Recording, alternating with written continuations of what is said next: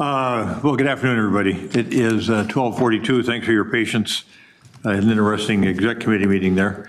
It is August 19, 2026, and calling to order the meeting of the Transportation Advisory Board of the Met Council. And the first matter that we need to deal with is the approval of the agenda. Approval, Anderson. All right. Got a second? Second, Sean. All right.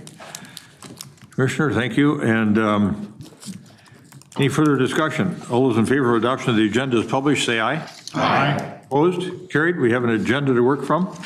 Do we have anybody in the public that wishes to address the tab on a matter of concern to them? That's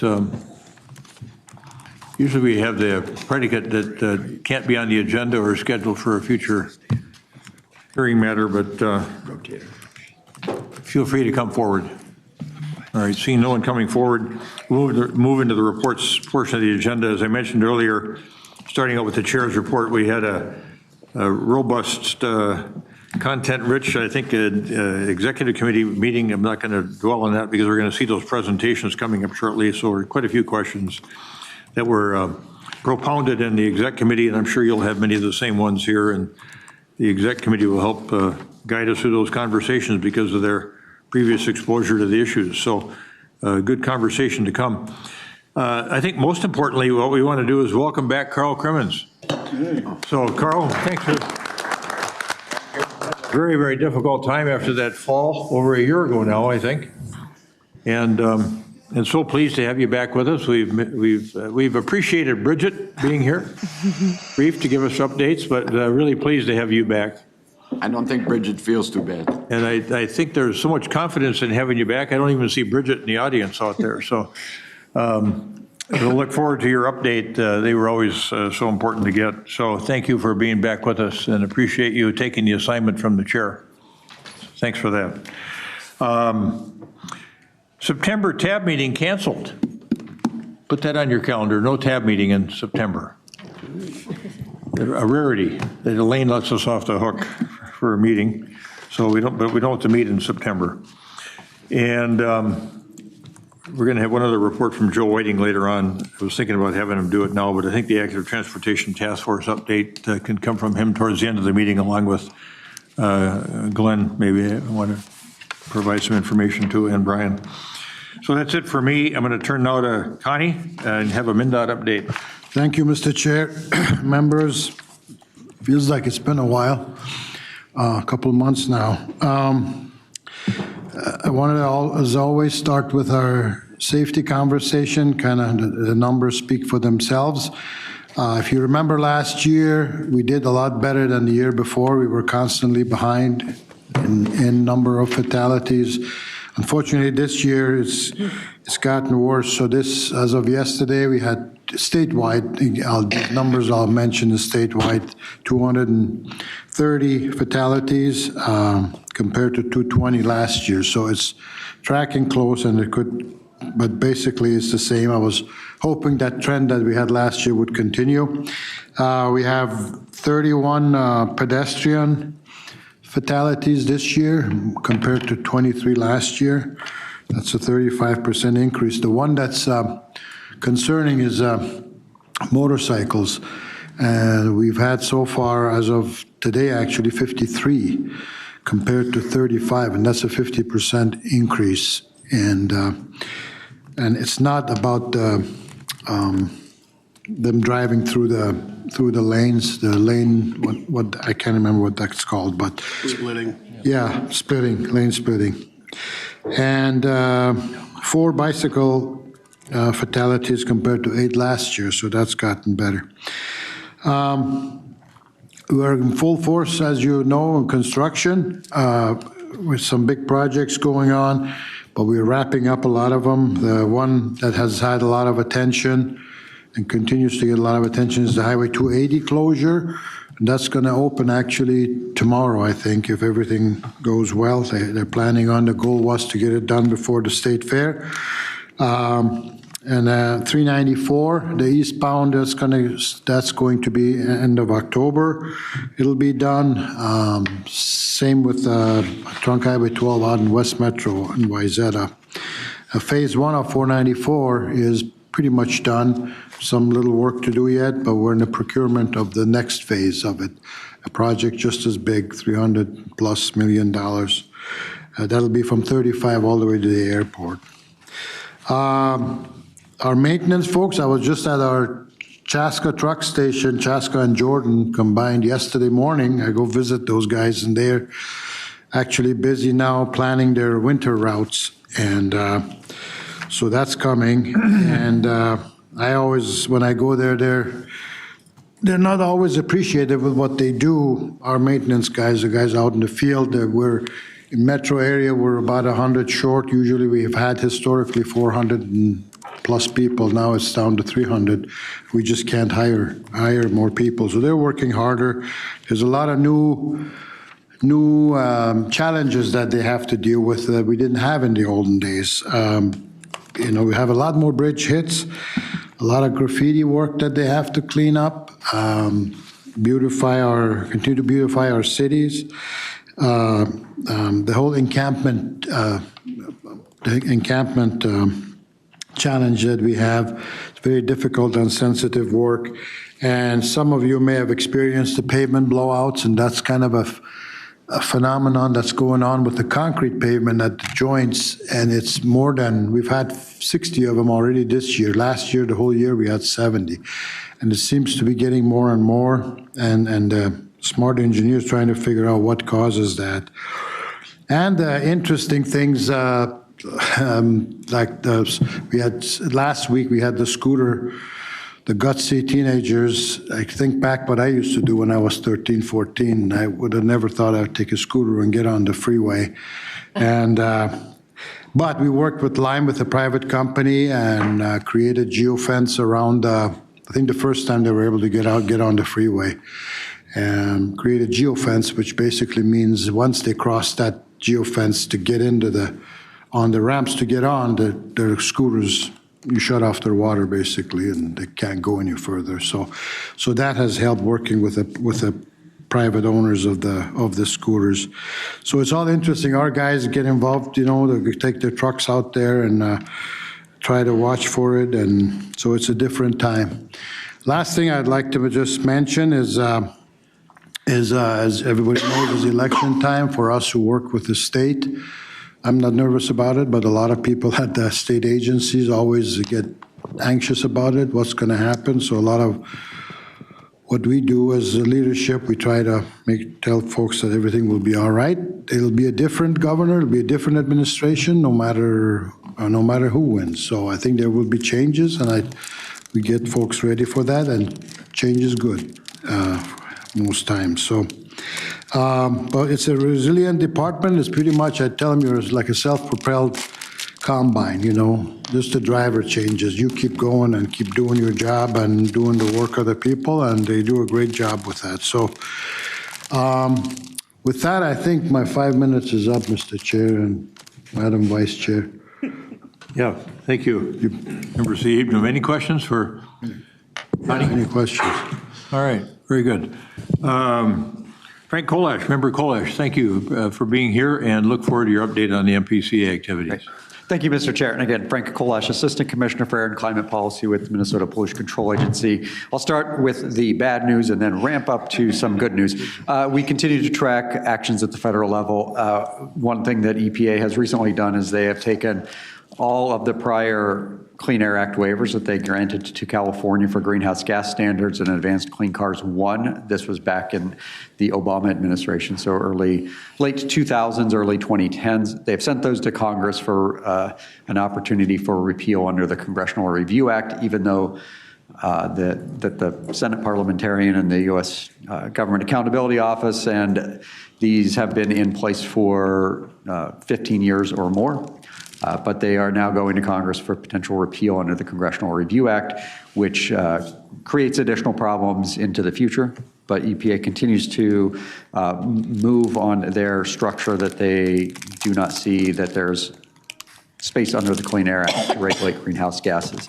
And also, we're awaiting a final rulemaking from the National Highway Traffic Safety Administration that's going to establish new fuel economy standards for the country, and we expect those rollbacks to represent fuel economy standards back in the early 2010s, maybe late 2000s. And so that's going to cost people more money at the pump as vehicles are going to be plateauing at their fuel economy standards that we've had versus the increased fuel economy standards we were expecting going into the 2030s. And then from the agency's work, I'm sure everyone understood that we had record-breaking air quality incidents in July. That was coupled with the storm we were hoping would not happen, which was very high air quality index days and extreme heat days. We had been preparing for that at the state across the climate change subcabinet, so we were relatively well prepared. We just didn't want to see it so quickly have to be pulled into effect. But we did set records for AQI levels and measured fine particle levels.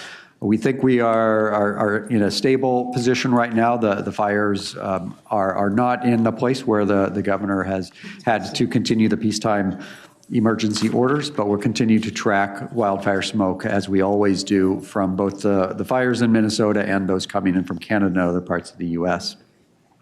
And we appreciate everyone's ability to share that message, amplify that message when we do have very poor air quality to make sure people's health is safe, and particularly when it's combined with an extreme heat advisory as well.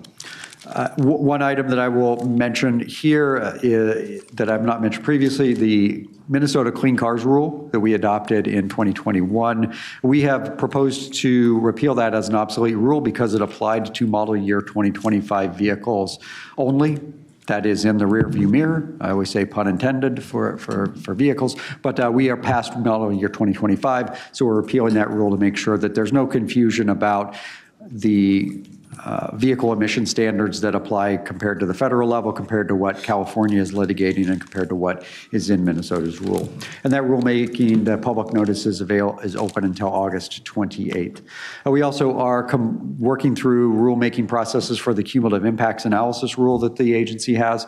We have a September 1st public hearing in front of an administrative law judge for that rulemaking. And then for our air toxics regulatory rule, we have in early October rule hearing in front of an administrative law judge for that rule as well. And then for the PCA side, please visit us at the Eco Experience at the State Fair. We have a lot of transportation-related displays and events and information. That's kind of our focus this year, to continue to focus on e-bikes, electric vehicles, and what people can do to reduce their emissions. And then I want to call the board's attention to Metropolitan Council received some sustainability award from the Lieutenant Governor's Sustainability group at the state level. So the Metropolitan Council received the winning project for the electric bus transition and testing hub as a sustainability project that the Metropolitan Council had implemented in regards to transportation. And there was another one that the Metropolitan Council received an award for Envision Sustainable Infrastructure Training for the staff. So very good work happening at the Metropolitan Council, and those were just the two awards they won. They were nominated in other places as well, but I wanted to pass that information along, and that is my update for today. Yeah, thanks for that comprehensive report. Any questions from members for Member Kolash? All right, very good. I was remiss before when I was talking about Carl being back, not welcoming Councilmember Shughtai to the meeting today as an alternate from Minneapolis. Councilmember, thank you for being with us. Thank you. All right. On to Carl and get your report on activities at the airport. Thank you, Mr. Chair. Just to give you the activity at the airport, we are down 2.5% year to date at the airport, and mostly related to fuel costs, and international flights are not as full because of the poor coverage we've had on television in Minnesota the last few months. So a lot of international travelers are picking other destinations. Allegiant and Sun Country had merged, and because of the merger, now Sun Country is short pilots, so they're reducing their flights by 33%. Most of the pilots, I should say most, a lot of the pilots that left Sun Country went to work for Delta. But they didn't want to be on the seniority list with Allegiant. I guess they would have been on the bottom of the list, so they moved to Delta. I still think they're on the bottom of the list, but they just had a chance to move to Delta and they went. Allegiant is telling us that the MSP is very important to them, and this pilot shortage should be a short-term problem. So we're hoping that's going to rebound in the next few months. The other thing was Aer Lingus is pulling out of MSP in October. They had a lot of competition from Delta flying to Dublin, Ireland Airport. So Aer Lingus has decided it's not worth coming to MSP. So they're going to let Delta have the route. And Delta was flying almost daily, one flight to Dublin, where Aer Lingus was only flying 2 or 3 times a week. So Delta really put the screws to them a little bit. I shouldn't say screws, but put the hit on them a little bit. So Aer Lingus has decided to leave. The other thing we had happen, and you know, August 6th, we had a ground stop at the airport. Yeah. And a ground stop is no planes in or out for 2 hours. Equipment here in St. Paul belonging to the FAA failed, and the backup power system for the FAA failed. So they were 2 hours getting their power back on. So that caused quite a disruption around the Midwest. And then on some good news, the staff at MSP has put tactile maps, they're calling them tactile maps, at every bathroom. And that's 144 bathrooms or restrooms at the airport. And this tactile map is for the blind and for the sight impaired. And it's a Braille map that shows them where the stalls are. We never thought about this, that we got them to the bathroom, but then you got to get them into the bathroom, and they don't know whether to go right or left or straight. So this map gives them a definition of where the stalls are, where the urinals are, where the toilets are, and the sinks. So it was very helpful, and we've gotten a lot of good reports from the people using the maps that they're very helpful and they really appreciate it. And it's getting a lot of press. There should be, I think there's some local networks that we're going to put a story on the news about this project. And then last thing I want to talk about is Air Lake Airport in Lakeville. I'm going to give you operations for all the 6 airports. 43,000 operations in 25.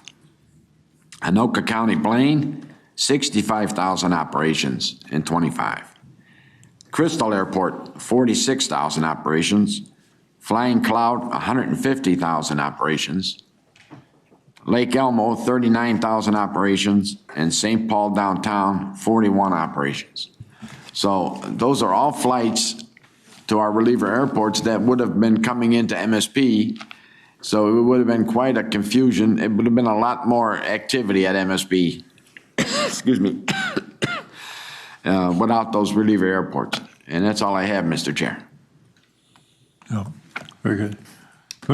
Yeah. I don't live too far from, thank you, Mr. Chairman. I don't live too far from Flying Cloud Airport. Did you say, you called those flight actions, so is that a takeoff and a landing? Takeoff and landing, yes. Operations, yes. 150,000? At Flying Cloud is 150,000. Mostly, I shouldn't say mostly, it's half, they say half business, half recreational. It's where I keep my jet, so. Good to know you're helping keep the numbers up. All are welcome. All right. Anything for Member Crimmins? Thank you, Member Crimmins. As I said, really nice to have you back.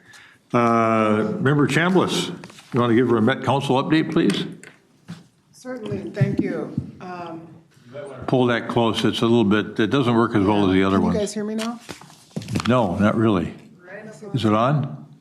How about now? There. All right, okay. Close.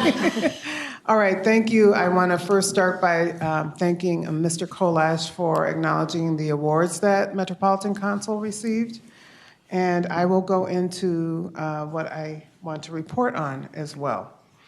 Metro Transit is now gearing up for the State Fair, which you all know is going to start next Thursday. And there are going to be 14 express locations Metro-wide. And Metro Transit is going to serve 6 express sites, with the suburban providers providing 8 additional locations. So we do have more locations. I know people have been asking for that, and we're happy to provide that. We also have $6 round-trip fares, with riders saving $1 by purchasing through our transit app or a QR code. Service is going to be running all day. And express service begins at 8 o'clock in the morning each day at the fair and runs until midnight. Regular service, of course, is also an option, and we have the A-Line bus and routes 3 and 61 that serve the state fairgrounds. Riders can use cash, the Metro app, or a transit pass. So that's what we have as far as updates for the state fair. We also have this year's Renew the Blue construction wrapping up today, actually. So we'll be able to help out with some of the construction delays in the Metro. After 20 years of service, our Metro Blue Line is, of course, undergoing a multi-year transformation, and that's to keep our transportation reliable and safe for years to come. Our Blue Line service and downtown section of the Green Line service shifted to buses for parts of July and also August, while our signals and equipment were being replaced. Today is the last day, as I said, of the 2026 closure, and our third phase of Renew the Blue is planned for 2027. Riders can expect to see bus replacement during this final phase, and more information about the timing will be provided when we have our plans finalized. Renew the Blue protects our critical infrastructure, it's our investments, and will help keep our Blue Line safe, reliable, and affordable for the communities that we serve. And that ends my report.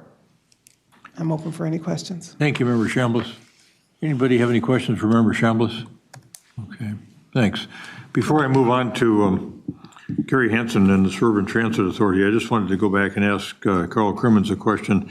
That 2.5% reduction in traffic, is there any economic impact number around that, what that means in terms of dollars? Either spent at the airport or overall economic impact? No, I don't have any numbers for that. I know that the volume at the airport, naturally costs are up, everything's up, concessions are up, and so the volume hasn't suffered 2.5%. So I think the economic impact is minimal. Okay, all right. Gary Hansen, Suburban Transit Authority report, please. Thank you, Mr. Member Chair. Hansen. Plymouth Metrolink reports increasing activity in its Station 73 Transit and Regional Improvement Program, which is a comprehensive initiative focused on transit, pedestrian, bicycle, roadway, and safety improvements around Highway 55 and County Road 73. This is an example of investments in Plymouth's transit-oriented infrastructure and mobility improvements. Plymouth's expanded services in coordination with Maple Grove Transit, effective July 1, has strengthened the transportation connection between the two communities and provides additional mobility options for residents and employees. As mentioned, we are approaching State Fair season as well as the Renaissance Festival, and Southwest Transit Renaissance Festival service will be offered on weekends starting this Saturday through October 4, with additional service on Labor Day and Festival Friday on October 2nd. Their State Fair service will be from Eden Prairie, Chanhassen, Chaska, and Carver, and that will be offered from 6:30 a.m. to 11:30 p.m. Minnesota Valley Transit Authority will offer similar Renaissance Festival service and State Fair service. MBTA State Fair pre-sale tickets are up over 10% compared to this time a year ago. And starting in September, MBTA will provide its Canterbury shuttle service for every Mystic Lake Amphitheater concert for the remainder of the year. The shuttle offers 10 to 15 minute free ride service throughout the area, connecting Canterbury Park, concert parking, restaurants, entertainment, and the amphitheater. And this is proving to be quite popular. That's my report. Prompt any questions from any of the members? All right. Yes, Member DeGan. Thank you, Mr. Chair. For Member Crimmins, I probably am wrong on this, but my understanding is that airlines purchase fuel on hedge contracts or, exchangeable options, so they put their costs down years in advance. So I'm wondering why the increase in fuel costs if they've already purchased the fuel. That's what I understand how airlines do it. And shipping companies, logistics companies do that as well with diesel. And I'm sure there could be a lawyer involved in this, but I would say even though they buy their fuel ahead of time, there's clauses in their contracts that allow for increases for fuel in certain situations, like international wars and things like that. So that screws it up too. But I wanted to add also to the chair that 2.5% is passengers. We still have the same amount of planes coming in and going out, but they're just not as full. So the planes are charged to land and to take off. So to the airport, there's not as much a reduction as far as less passengers as to the concessionaires. There'd be less traffic for them. Sure. Yeah, the revenue you collect is the same because of the plane traffic in and out. Yes. It's the spending in the retail portion of the airport that probably has been impacted a little bit. Right, and because of the question, if I have a second, Delta Airlines and Shell companies have started a process to bring sustainable air fuel to the airport. They're making sustainable air fuel now at Pine Bend Refinery. Yep. And it's being piped into the airport. And they're going to include that around the country. They're doing it in Montana now. And they started here with Delta. So that's a positive thing. Delta's still looking to reduce their pollution by 2050 to zero. So they want to use this sustainable air fuel. And it's just a hybrid. It's like a ethanol on steroids. It's like taking ethanol and reducing it and refining it further to be jet fuel. So that's something I forgot to report on, Yeah, Mr. I think Chair. that's something we should all feel good about. Minnesota leading the way on the production of the creation and production of sustainable jet fuel Yes. for the airlines. It's a pretty commendable idea. All right, thanks for that. Chair McPherson, Joe, anything that you want to report on from a TAC standpoint before we get into the heart of the meeting? Yeah, good afternoon, Mr. Chair, members. I have nothing to report as far as tax is concerned. All right, very good. Stand by, Mr. and Chair. we'll be back with you in a minute.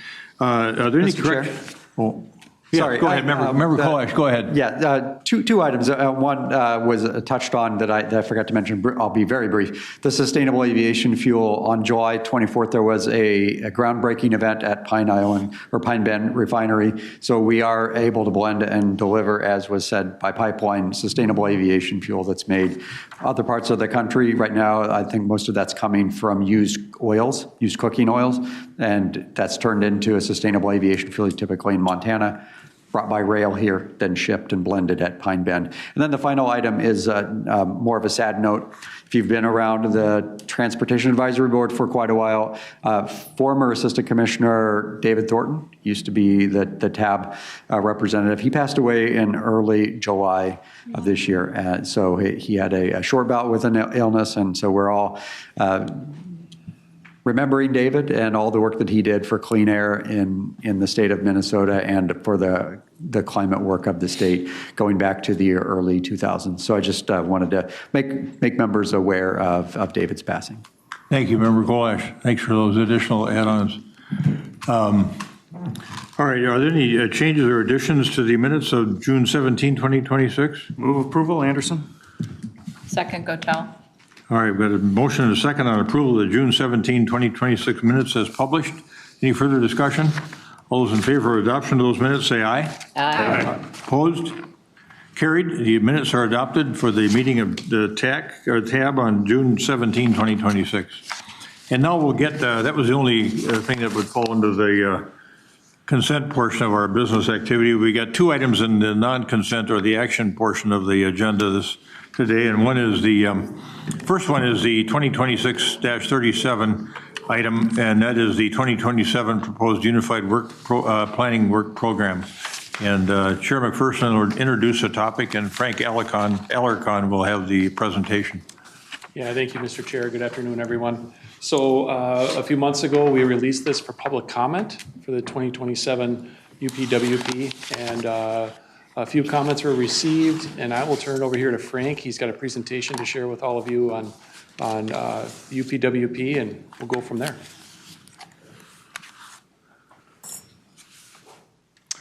Thank you, Chair McPherson. Chair, committee members, my name is Frank Alarcon. I'm a manager of multimodal transportation planning here at the Met Council.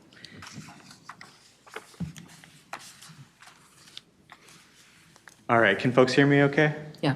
All right, so the UPWP, or the Unified Planning Work Program, is a document that the Met Council produces every year. Every metropolitan planning organization across the country develops a UPWP and sends it to the federal government. We choose to do ours annually here at the Met Council. Basically what this document does is it describes all of our federally funded planning activities that we're leading as the region's MPO and includes a budget for those activities. This document serves as an application to the Federal Department of Transportation for federal planning funds that we receive based on a formula every year to support our planning program. Accompanying the Unified Planning Work Program is a very similar document that we call the Regional Work Program. Very similar concept. It describes planning activities that we're doing to support the region's goals. The difference here is that the Regional Work Program describes work that is fully regionally funded without any federal dollars. And we do that so that it's very clear what planning work in our program is supported with federal funds and what is not. There are a handful of activities that are important to the region, such as vehicle electrification, that are not priorities of the current federal administration. And so we just want to set that boundary really clearly in how we describe our work. So both of these documents are attached to today's action. In the Unified Planning Work Program, the planning activities that we conduct are organized into 5 major activities, A through E. So activity A is planning and programming process. That includes things like the regional solicitation that you're going to hear more about later today. That includes the TAB and TAC process. Activity B, modal system planning. That includes a lot of our consultant studies related to all the different modes of transportation, highways, transit, biking, and walking. Activity C, long-range transportation or long-range system planning. That includes things like the development of our transportation policy plan, which is our long-range transportation plan for the region, as well as supporting activities around the region, such as comprehensive planning. Activity D includes our support for travel research and our modeling work throughout the region. And activity E, short-range planning and performance monitoring includes development of a lot of kind of legislatively mandated reports, as well as other kind of recurring work products that are more looking back on recent data. So this slide shows just an example of how the UPWP breaks down a budget based on this kind of activity organization model. So most of the work in the 2027 UPWP is work that's continuing from past years, and that's because the nature of our planning work is that most of our planning work is either kind of recurring, ongoing work that doesn't really have a specific end or start date, and then a lot of our studies take multiple years to complete because they're complex, because they involve a lot of stakeholder involvement and a lot of technical analysis. So these are some of the studies that you'll see in the 2027 UPWP, with the exception of those 2 that are marked complete. As you can see, it's a mix of highway planning. So for instance, our highway harm study is continuing into 2027, our ongoing support for transportation research, our work to develop a regional data set for sidewalks, as well as our aviation planning and community considerations in our regional document. These studies are the federally funded studies that are starting this year and then carrying forward into the 2027 UPWP. So as you can see, again, it's a mixture of some highway planning studies, some pedestrian and complete streets work, some modeling updates, and bicycle planning projects as well. And then in our regional document, these are this is ongoing work to promote vehicle electrification. You'll hear more about that later this meeting. Our travel demand management work is in our regionally funded work plan, as well as our community considerations work. And then these studies are set to begin in 2027, and you will see them in the 2027 UPWP and regional work plan. So they include a review of the 2026 regional solicitation. So once TAB completes its work with the regional solicitation, we will do a review of that process to see how we can do better next time. We'll be starting a resiliency improvement plan for the region next year, as well as updating some of our safety data, and then continuing our work to promote vehicle electrification and develop a regional sidewalk data set. And a question I'll have that we can discuss maybe at the end of my presentation is if there are any of these studies that I've just mentioned, if there are any that the TAB would like to hear more about in more detail at an upcoming meeting. Typically, our practice has been to bring presentations to the TAB when we're finished with a study, but it doesn't have to be that way. If the TAB is interested in more upfront information about any of these studies, we're very open to that, as well as presenting when we're kind of in the middle of a study, very open to that as well. So curious if at the end of my presentation, if TAB has any requests of that nature. So as for the budget for the 2027 UPWP, this is the budget directly from that document, divided up by activity. The total budget eligible for federal funding comes out to about $11.9 million. We're expecting a federal planning grant of about $6 million. And then the remaining $5.9 million is expected to be funded by with regional dollars. As Chair McPherson mentioned, the UPWP has gone through a public comment period earlier this summer. Consistent with past years, we didn't get a lot of comments from the public. We did have comments from one individual on a number of topics, and those comments are included in the action transmittal included in the packet today. So as far as process goes, the UPW has gone through the TAC Planning Committee, the public comment period, the TAC, and is now with the TAB and is expected to go before the Met Council's Transportation Committee next week and go before the Council on September 9th for adoption. After adoption, we transmit the UPWP to our partners at MnDOT, and we work on them. We work with MnDOT on an agreement, what's called a subrecipient agreement, so that via MnDOT we can receive that $6 million federal planning grant that I mentioned.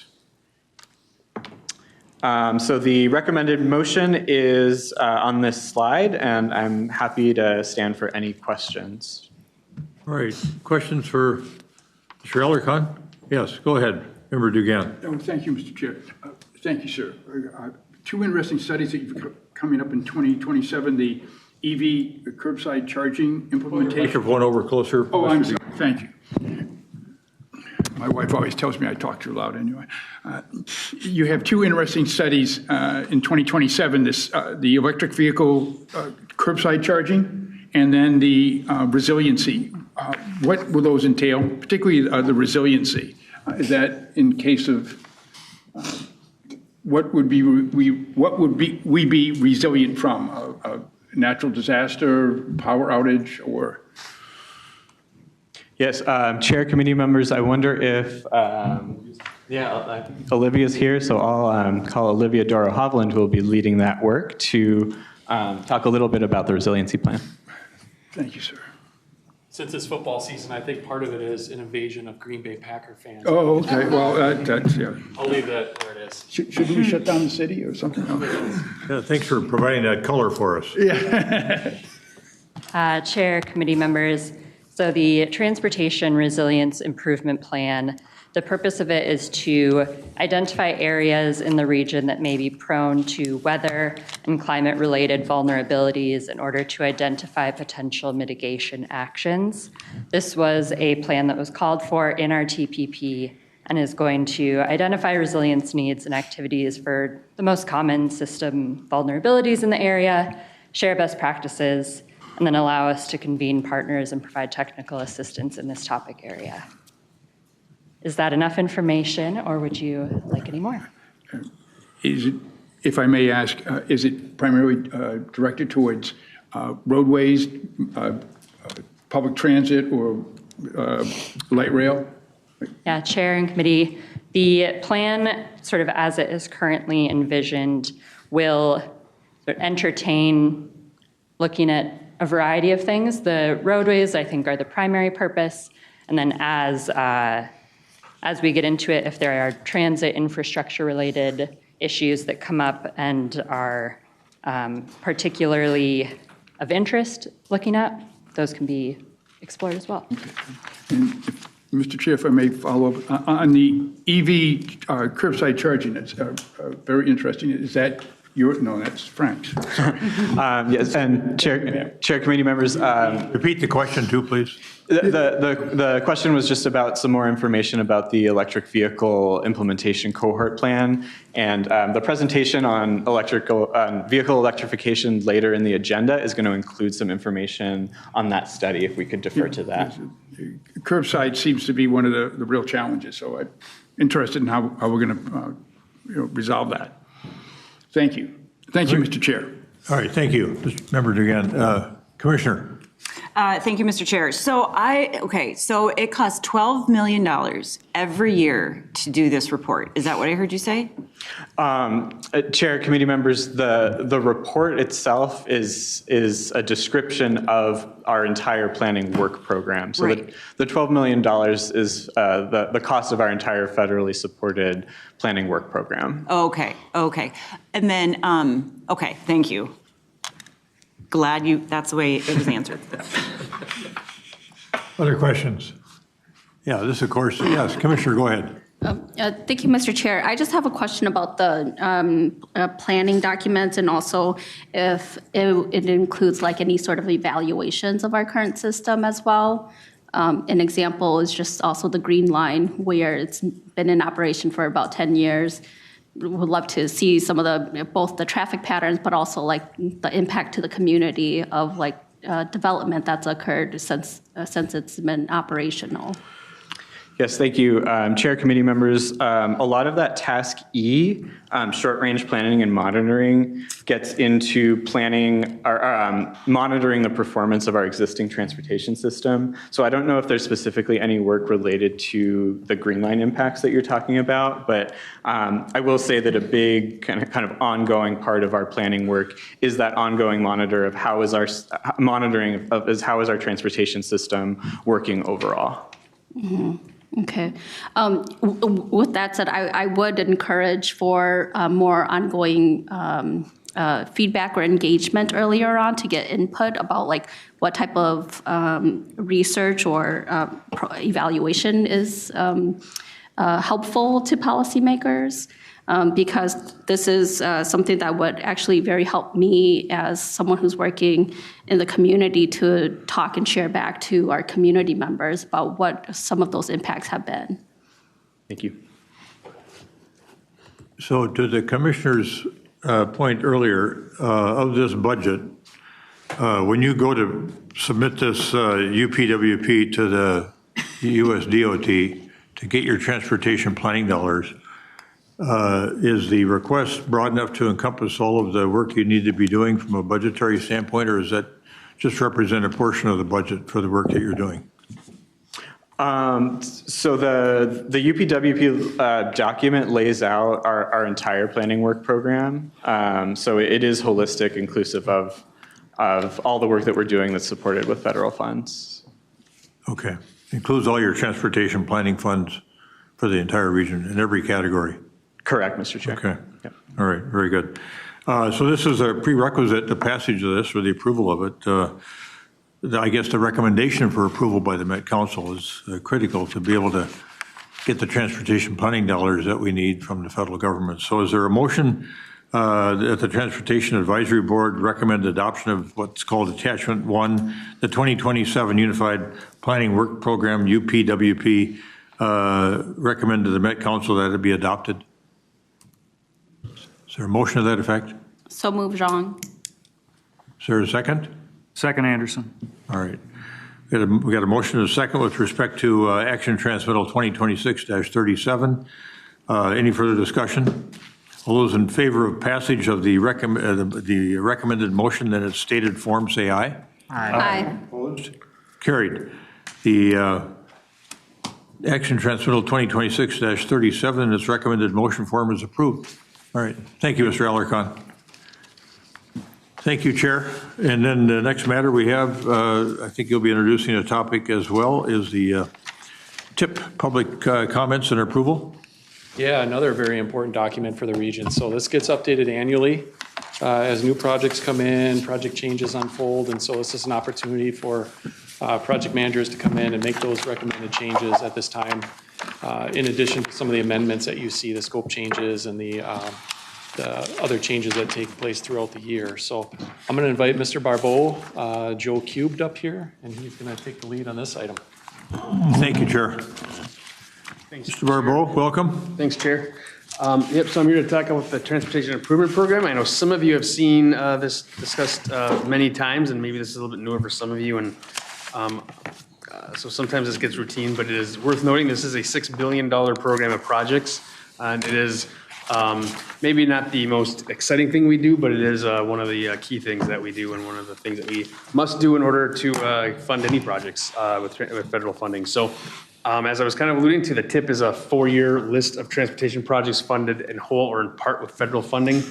Any project funded federally or any projects that have are considered regionally significant, that i.e. have a certain amount of air quality impact, must be in the TIP. It's pretty rare that we have non-federally funded projects in the TIP, but it can happen. And then MPOs like ourselves are required to do this.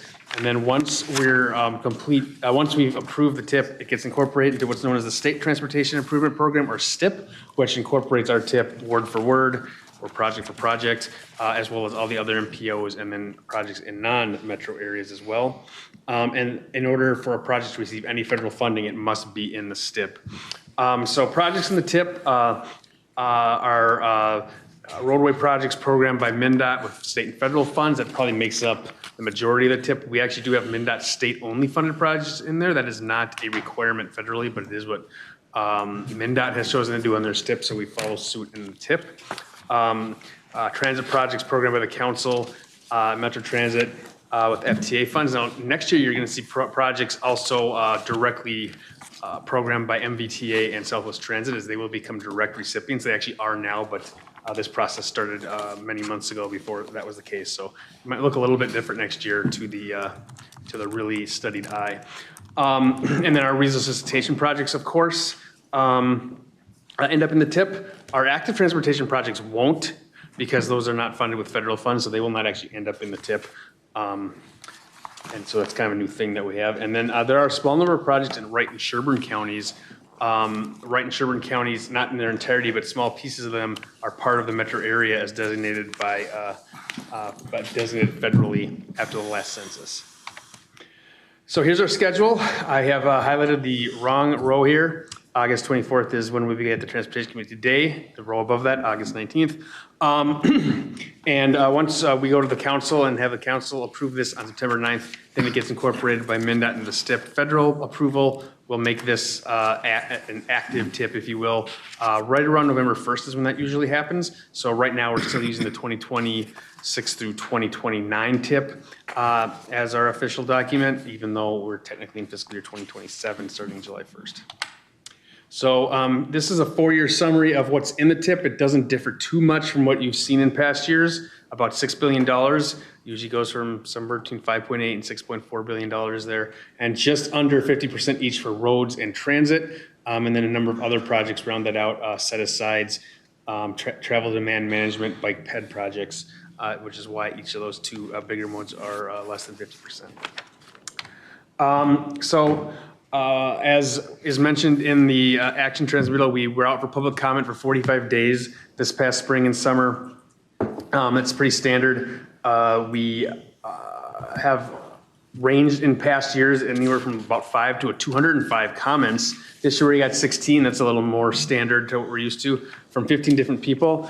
If you did look at the comments at the back, you probably think there were more than 16 because one of them was broken into 7 or 8 pieces because it was a very lengthy comment. The comments were pretty standard to what we've seen in the past. Most folks expressing modal preferences. A lot of people want to see more bike projects or transit projects. There was one that was pushing hard for highway projects, amongst other things.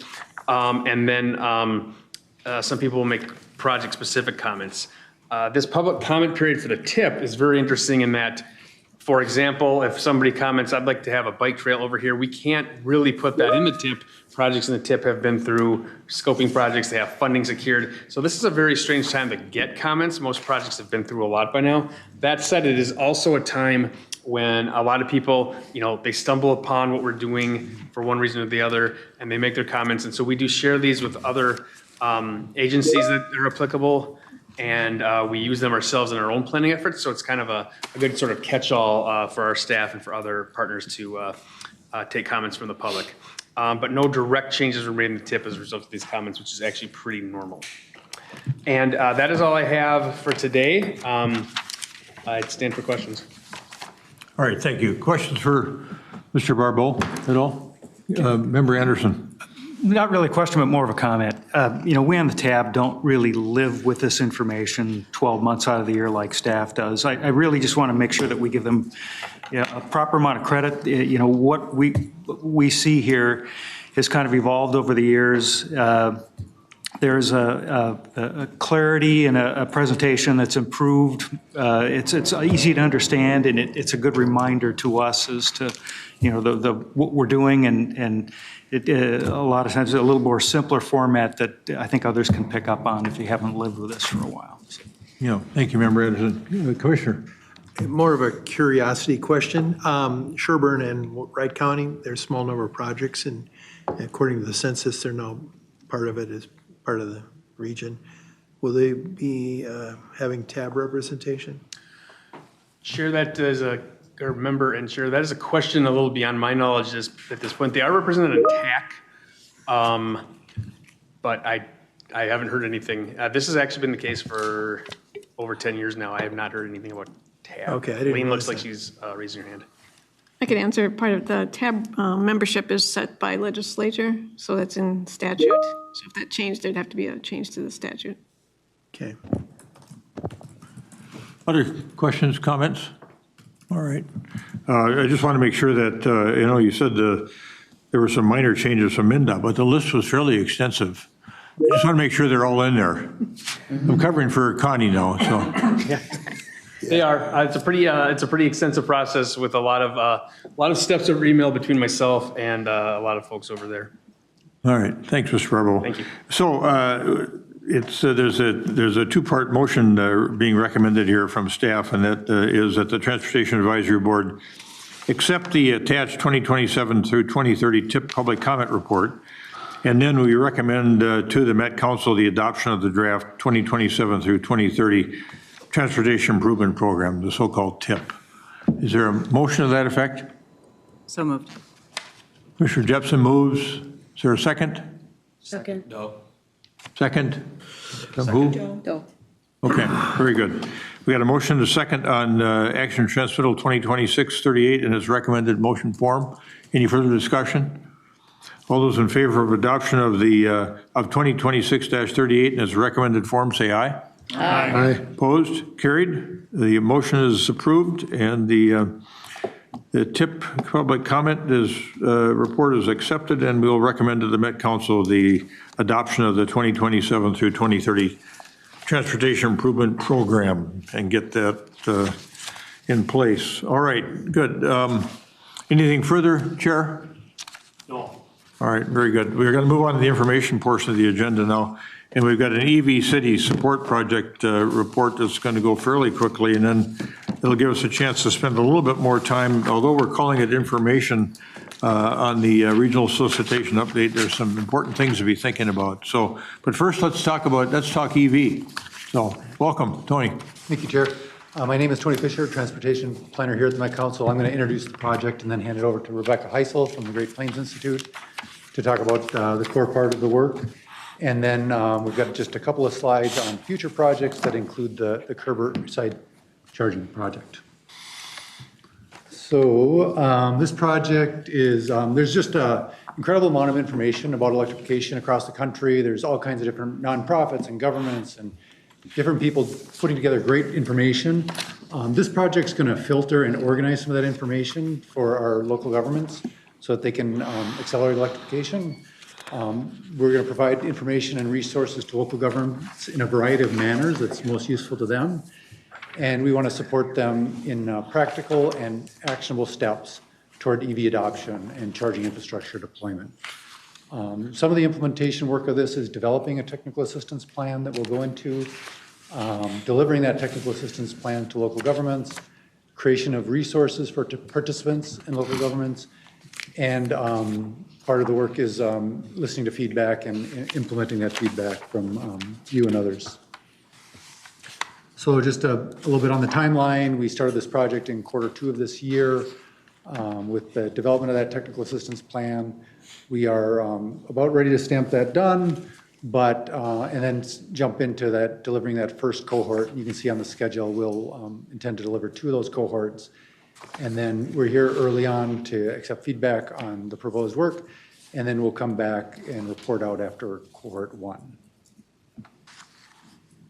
This is some of the same information in a different format. This is the contract task. The only thing this adds is just I'll highlight that there will be a final report and executive summary at the end of the project. Yes, thank you. Hi, Thank you, Mr. Fisher. Yeah, welcome, Ms. Heisel. Thank you. My name is Rebecca Heisel. I'm a program manager at the Great Plains Institute. We're a clean energy nonprofit located in Minneapolis, Minnesota. And we, most of my work involves providing technical assistance to local governments to set and achieve their transportation electrification goals. And so that's why we were contracted with the Met Council to provide the work that Tony just described. And our first phase of this plan, or of this work, is to create the Technical Assistance Plan, or TAP. And so really the goal of the TAP is just to create a framework that lays out how we will go about providing technical assistance and support to local governments in the Met Council footprint as they work towards transportation electrification initiatives in their communities. And so how we propose to do this is through 2 cycles of cohorts. Each of the cohorts will last about 10 months, in which local governments can join and participate.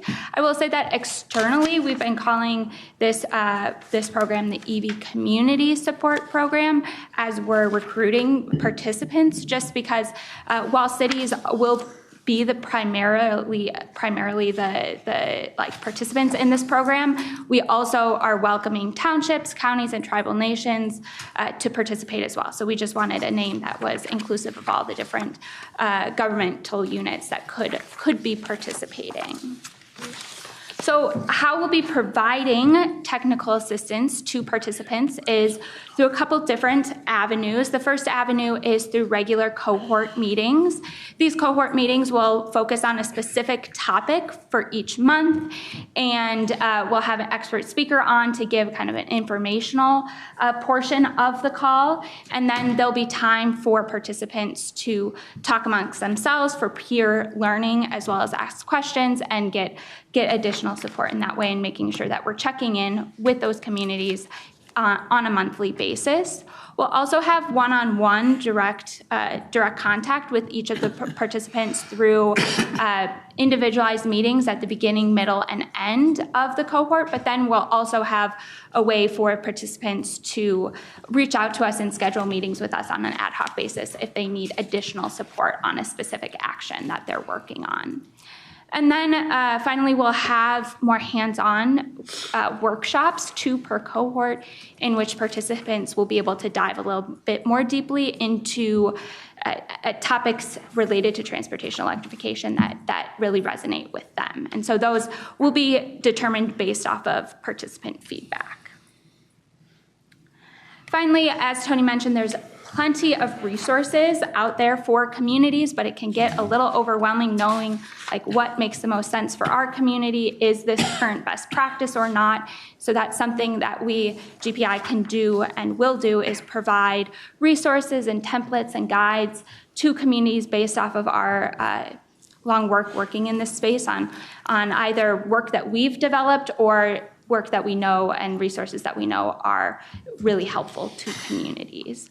As a part of this project as well, we'll be updating some resources that we've made just to make sure that they are up to date to be the most relevant information in a field that's rapidly changing, as well as creating some new resources. For instance, the Met Council has what are called action profiles to help communities add climate initiatives to their comprehensive planning plans, I should say. And so these action profiles will help them add transportation electrification initiatives into those planning cycles. So GPI, we have been doing this work for quite a long time now, and we've been working closely with local governments, and so we've identified some foundational actions that we think that communities that are ready to have EVs on the road should do. And so that's the goal of this cohort, is to focus on those actions, like updating and streamlining permitting processes to make charging infrastructure deployment as smooth as possible, updating zoning ordinances, making sure that we're coordinating with our electric utility, those sort of things. So we'll be focusing on these foundational aspects and actions in this cohort with participants. This is a cohort timeline, just kind of generally month by month what we would be covering with the cohort. There's a little bit of flexibility in this just between the 2 cohorts. It might make more sense to move some of the topics around based off of what's most pressing in that time. And so while this is what we will be covering, there might be a little flexibility within that. And then when we have a participant that wants to join the cohort, this is a timeline of what that might look like for them. So we ask communities to fill out a self-assessment. It's just a brief survey that says what they've already done or in the process of working on related to transportation electrification. Then we take those results and we come up with a tailored roadmap of action for that individual community, which we take to them, and we have that first meeting one-on-one meeting with the community, and we talk through, this is what we think would be great for you to work on and kind of next steps for you during this cohort.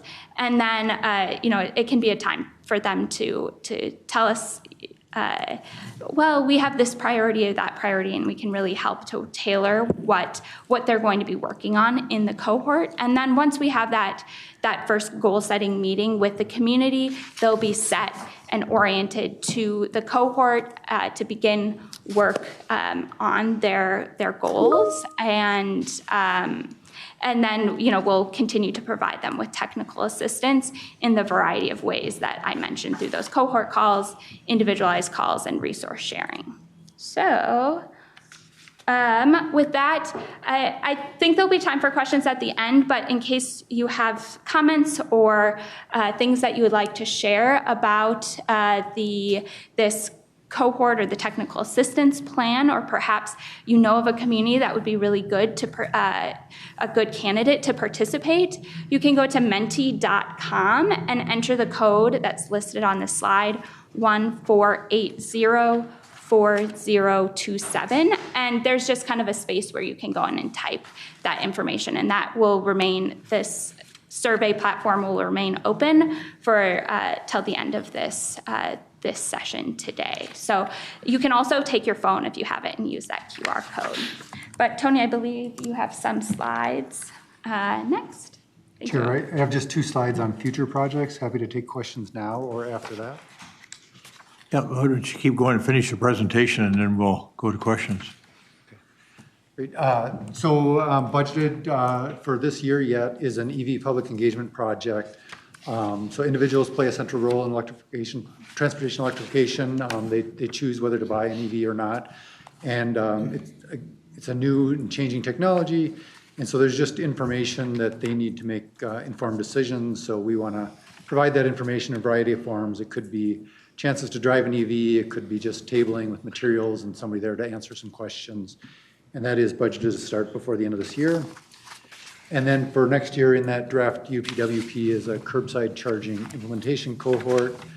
What we intend to do with this project would be bring together interested local governments into a cohort to work together with a consultant expert that can bring best practices and information about potential partners for this type of work, gather local street level data and broader data that's helpful, and then propose specific site approaches for curbside charging. We think this approach is valuable because it can serve people without access to home charging, including people that live in multifamily and low-income people. A lot of these are people that depend on street charging in a lot of cases.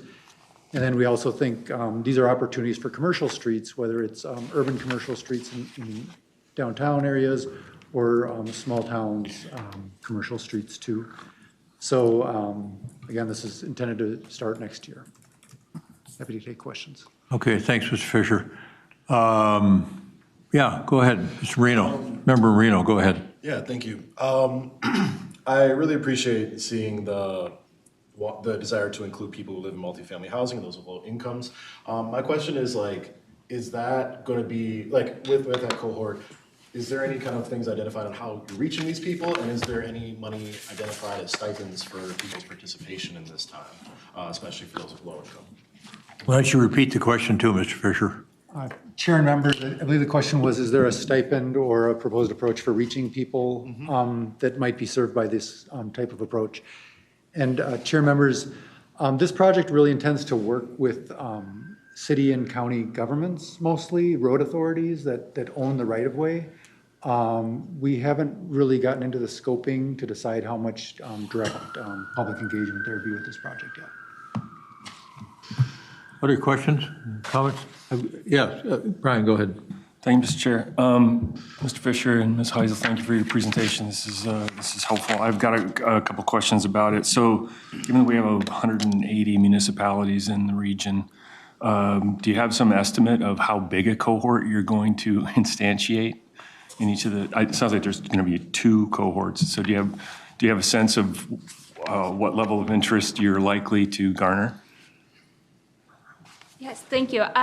Well, we tend to like to have cohorts around 15 communities at a time, just to make sure that we can be providing them with that individualized assistance. If we get more interest, there's things that we can do to, make sure that everyone is getting a chance to speak and be heard within the cohort.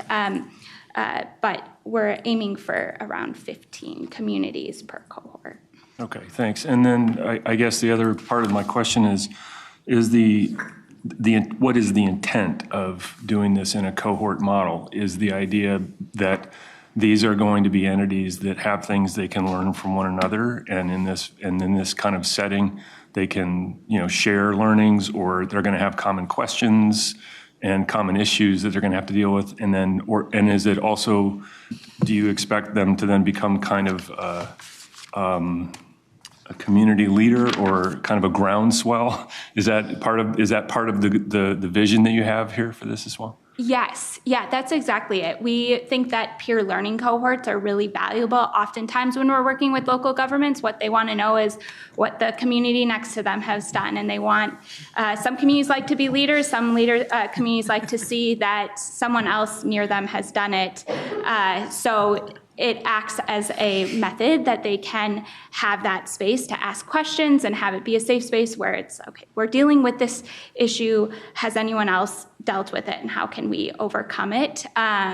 So yes, we like to have cohorts for that reason. And also if we get a nice mix of communities that have done maybe a little bit more and some communities that are newer, we like to use the cohort members as like, tell us how you went about this so that others can do the same.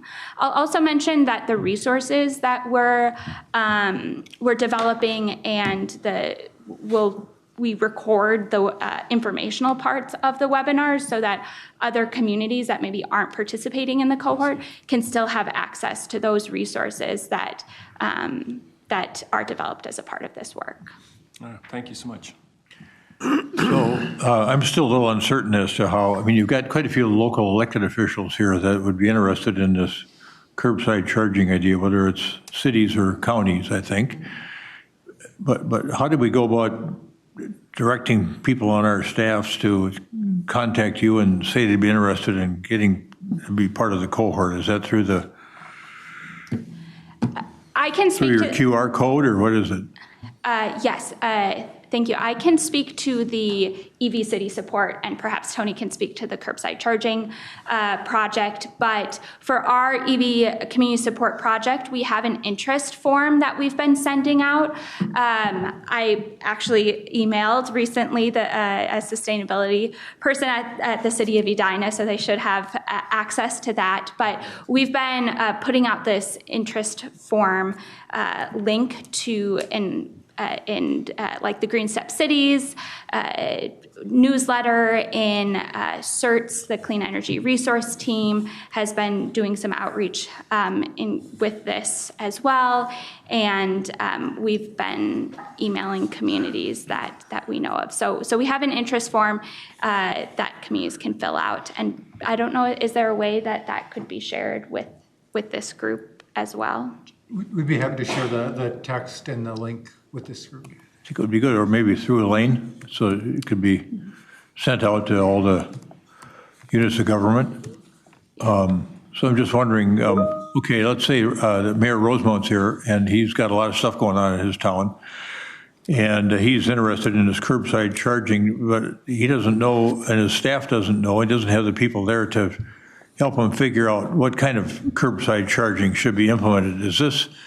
Does the work that you're going to be doing involve design and system recommendations, or is that up to the local unit of government to find another kind of consultant to offer up assistance on whether it should be level 2, level 3, where level 2, where level 3?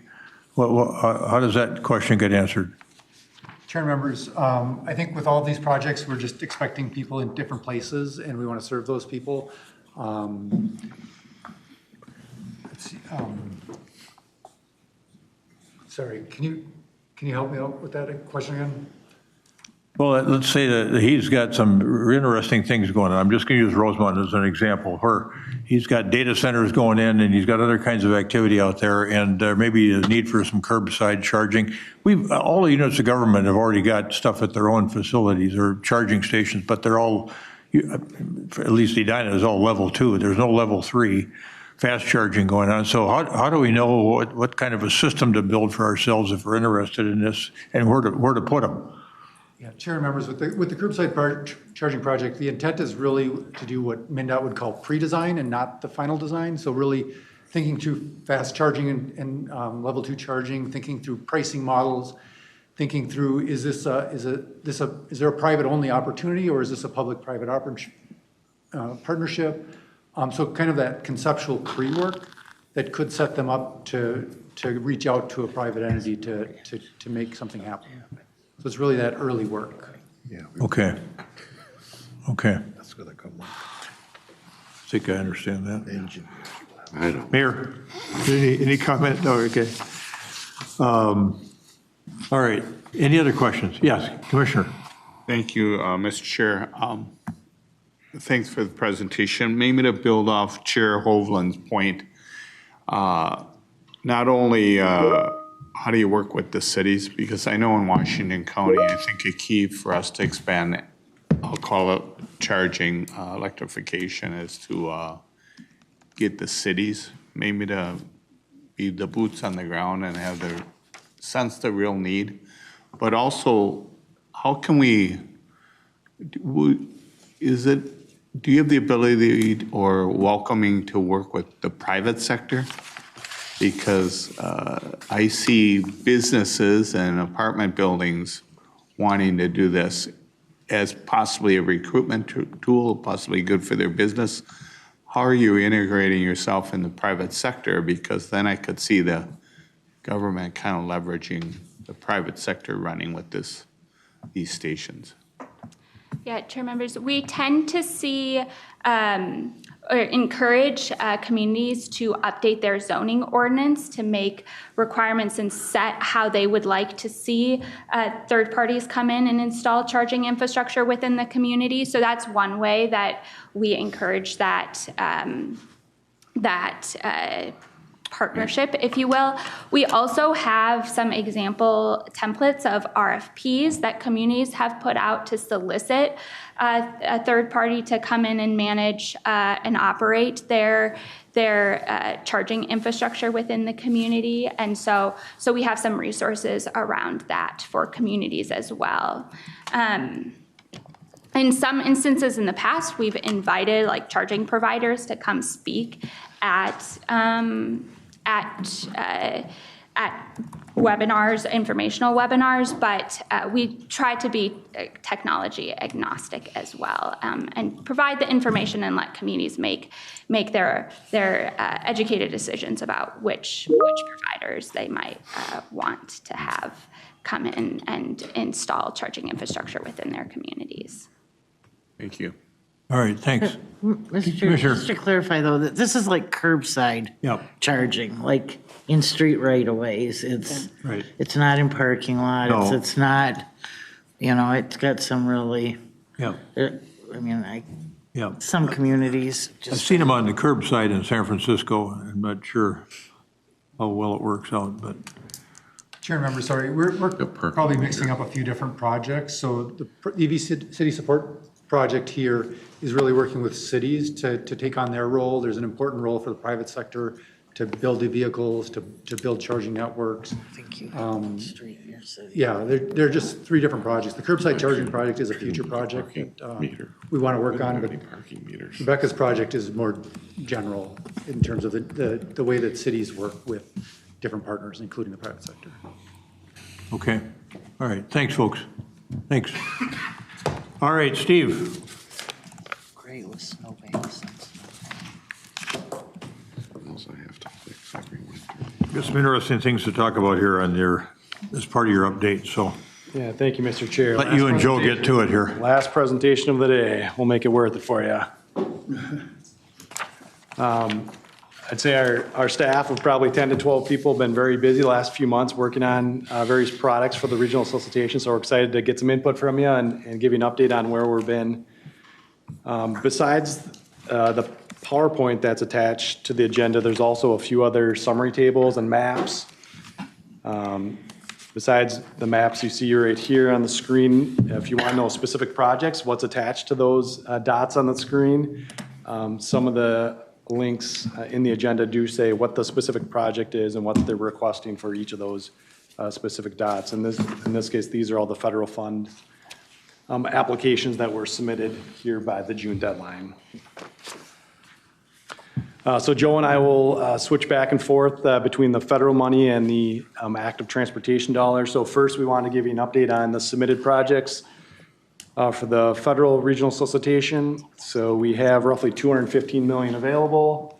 The requested amount came in over $500 million, so less than 40% of that will be funded with the available funds. 28 qualified applications from 35 different unique agencies. So I think that's a good thing. Then we have the applications submitted by category. So like in years past, the regional bike facilities did have the most applications that were submitted, and in this case, 27 applications were submitted. The one that had the highest dollar value of submitted applications was the roadway modernization, 17 applications amounting to $150 million of requests. If you'd like to read every detail about these applications, we've posted, in fact, the entire applications at the link on this screen. So if you want to pull up a particular application and look at all the details, you can do that. And I know a lot of our partners have found that helpful if they want more information versus emailing staff, they can look at the application right online. Last slide, and I'll turn it over to Joe. We did have a qualifying review. So one of the things that staff did from the end of June into early July was look at all the applications, look at the qualifying requirements, and see if those applications did or did not meet the qualifying requirements approved by this body. We only had a few applications that ended up being disqualified. Largely it was because the functional class of the roadway did not meet the eligibility standards. And several other applications had different letters or other ADA requirements, ADA transition plan requirements that they needed to meet. And most of those have been met with a few exceptions. People are still working on a few items there. Yes, and then switching gears now to our first regional solicitation for active transportation. First image here, you've got the map here. So I want to point out, so one of the things we wanted to ensure with this new funding source is the sales tax derived from the entire region to make sure that we're getting these projects coming in from the entire region as well. So you can see here we got a pretty good spread of projects throughout the region. Some areas that we haven't seen projects come in, like St. Francis. We've got Rockford out there in rural Hennepin County. A few new applicants, cities like Centerville and Falcon Heights applying for funding projects through this new solicitation. So we are pretty happy with this result, kind of getting a good spread of projects around the region, applying for funding for this new source of funding.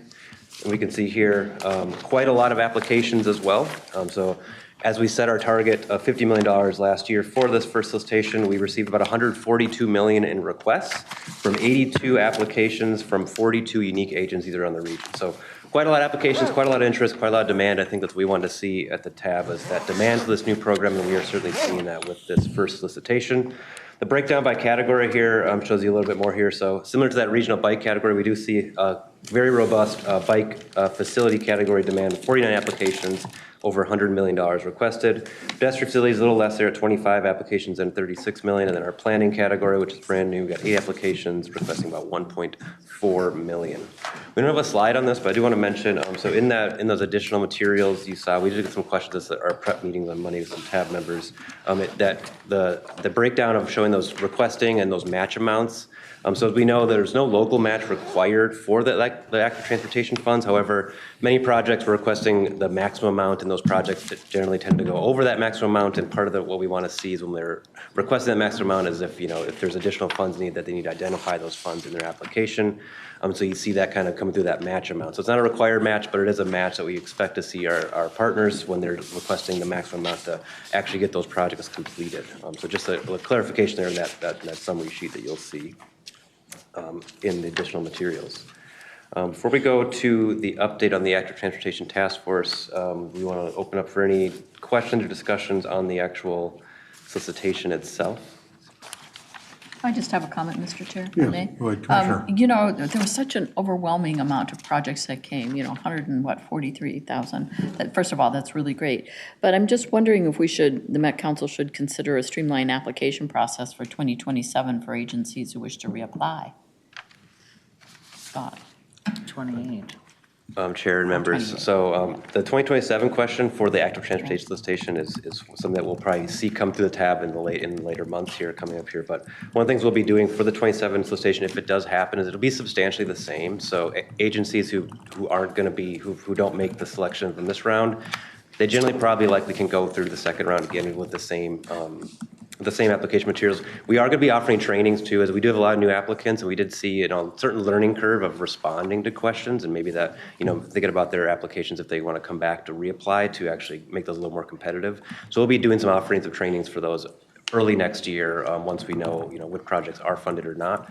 And so those agencies that didn't get selected can come back again to try again for this project. And yeah, so maybe not necessarily streamlined, but I think, that the expectations will be set and they'll be better understood with the future solicitations and maybe this brand new one that came out this year. Okay. Go ahead. All right, we will keep moving. And so as the chair mentioned in the agency reports earlier, we do want to talk a bit about the new active transportation task force. So this is something that was set up and approved by the TAB Exec Committee previously at the previous meeting, and we've had our first meeting. It occurred on July 20th. So the task force is made up of volunteer members. So there's 6 elected officials and 6 appointed members on the task force who have volunteered to serve on this task force over the next year. This first meeting really was looking at reviewing background information, kind of setting the stage for where this funding comes from, the legislative intent of this funding, and a review of those 2024 pilot projects that we selected all the way back a couple of years ago. We'll have a full update on those pilot projects for the full tab coming up this fall, but we now have 5 of those projects under construction this year. 2 of them have completed, and we'll have a couple coming in for program year extensions to ensure they get those projects constructed next year. The group also began their discussion on holding a 2027 solicitation for active transportation. They're likely to be making a recommendation at their September meeting. That'll be coming to TAB later this fall as well. The task force chair nomination process began at the first meeting, and we'll be holding a voice vote for that at our next meeting. And we reviewed that future work program as we work through the task force process over the next year. One note here, the task force will be providing feedback on funding scenarios for the active transportation program specifically at their next meeting. And that doesn't say here yet, but the next meeting will be on September 11th at 1 o'clock, and that'll be the second Friday of the months of the TAB exec. What that'll allow the task force to do is they'll be able to meet the week before TAB meets, and then after we meet and discuss any of the issues of the task force chair will come back and give a vocal update to the TAB before any items come to the TAB at later dates. Also note here, these slides are put together before this happened, but we do have a brand new shiny task force webpage that is nested underneath the TAB webpage in the Met Council website. That includes all the agenda materials and any presentation or discussion materials and notes that you can check on at you will. We can certainly follow up with that link after the meeting as well, as we were, unfortunately, that came live on Friday after this presentation was put together.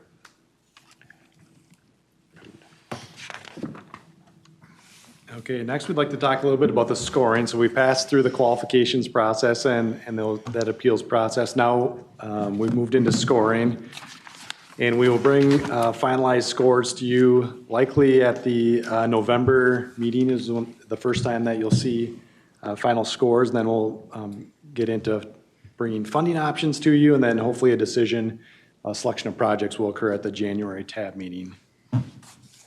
One thing we did want to note is that we do have over 100 people that are involved with the scoring committee. It's probably closer to 125 people. That's because we've doubled up on many of the qualitative responses. So there are 2 people who are averaging out their scores on a lot of the qualitative questions that are being asked this time. And you can see the 9 different scoring committees. They've all met one time, and they have their second meetings already on the books to look at and finalize their scores together. So especially a lot of the agency members in this group, thank you for allowing your staffs to be part of really 125 people to score these applications that have come in the door. And then one note on community consideration scoring. We did spend some additional time on community considerations where there was additional training on how to score those applications. There was open office hours where people could ask questions of our staff on how to work through those questions. So they've really done a lot of extra work on the community considerations process, and their scores are actually due here in the short term, where they'll be getting together again and meeting to review the scores, make sure there's consistency where that makes sense.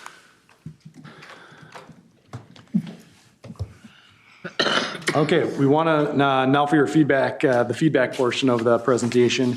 We want to talk a little bit about specifically shared mobility and the funding that's available. So first off, $250 million is the amount of federal funds that we have over the 2-year period. That's 2030 and 2031. We reduced that by about $25 million due to past over programming.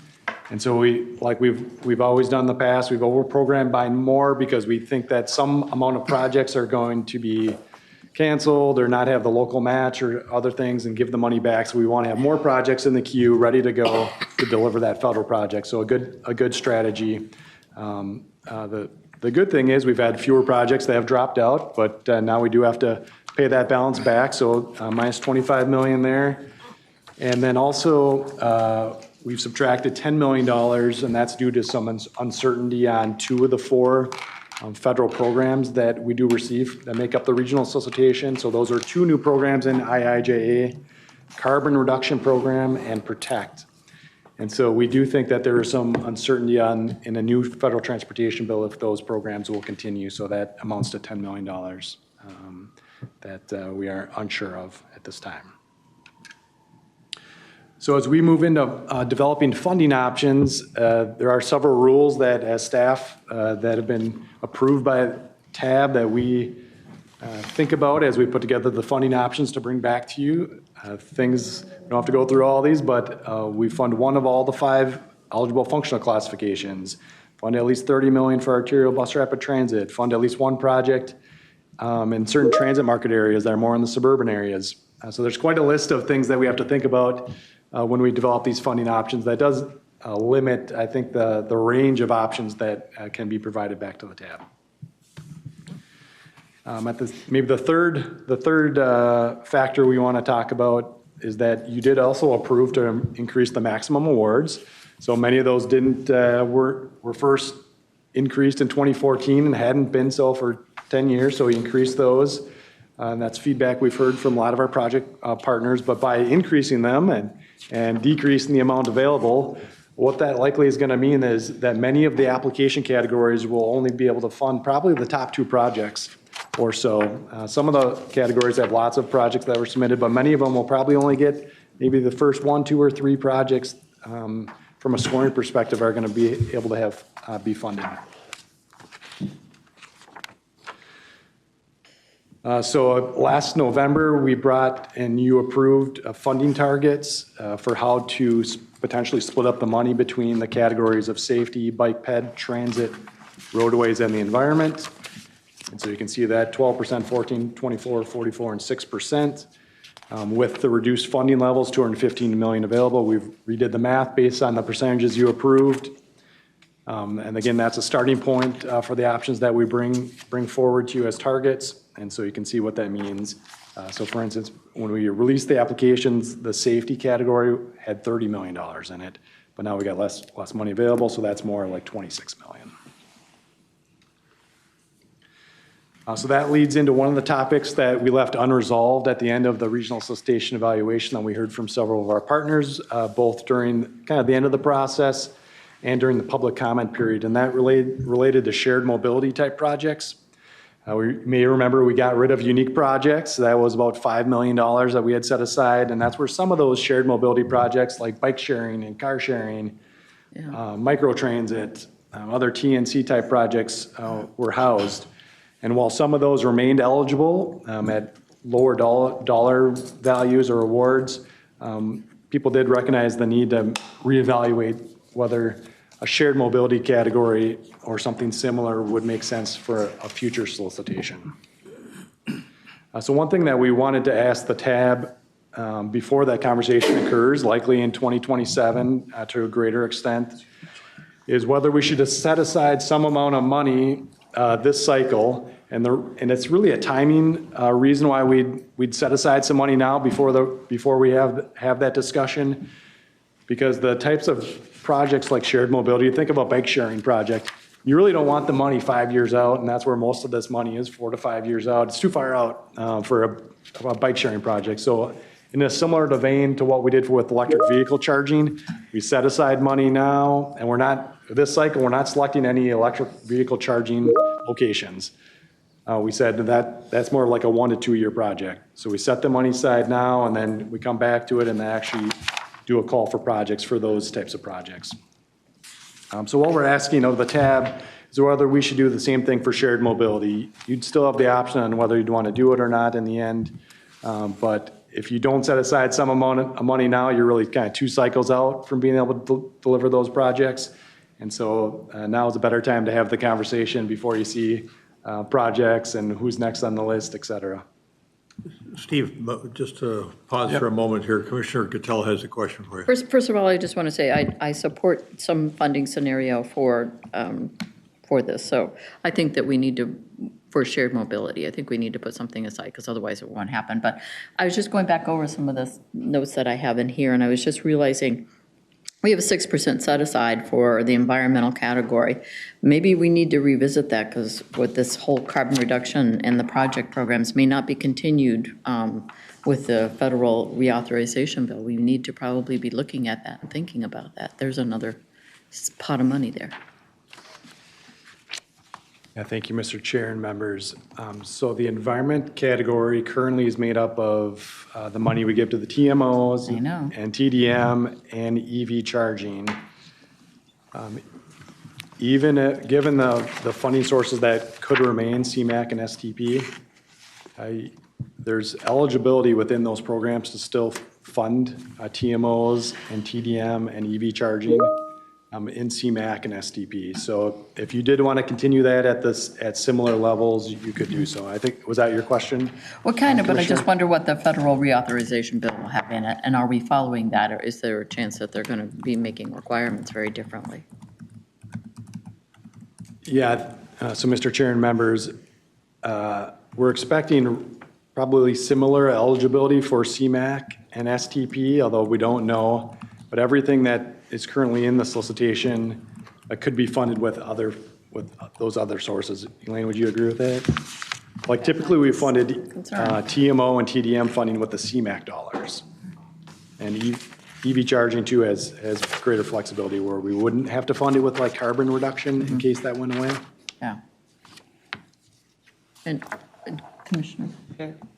Commissioner. So, I understand the issues as presented in the report. What I don't understand is the timing. And there's a lot of speculation here in this discussion. And so we're not meeting in September. Does it not make more sense to see if we have a transportation bill by October? Or when are you looking at making these decisions? Yeah, thank you, Mr. Chair and members. So this was the initial conversation. If there was some interest in setting aside money, we'd bring it through the full process as an action item and come back to TAB as early as the October meeting. What we're hearing on reauthorization is it's not going to happen by the September 30th due date. It's more likely an extension or continuing resolution